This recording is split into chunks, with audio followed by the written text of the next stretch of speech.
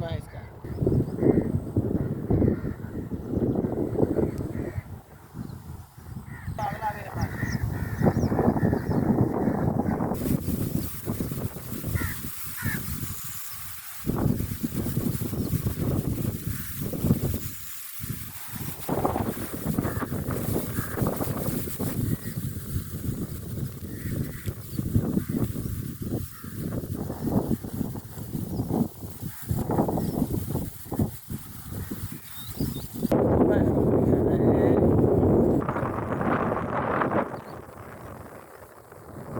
ਮੈਂ ਤੈਨੂੰ ਕੀ ਦੱਸਾਂ।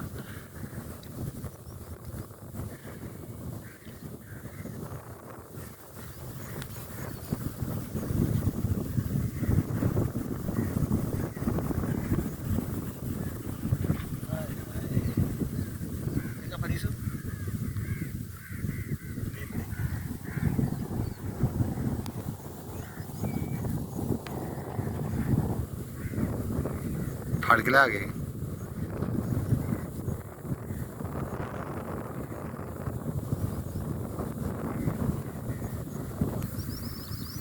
जो जो मौसम रात बैठ गए ना परिंदे ने अपने में याशियाँ करनी है।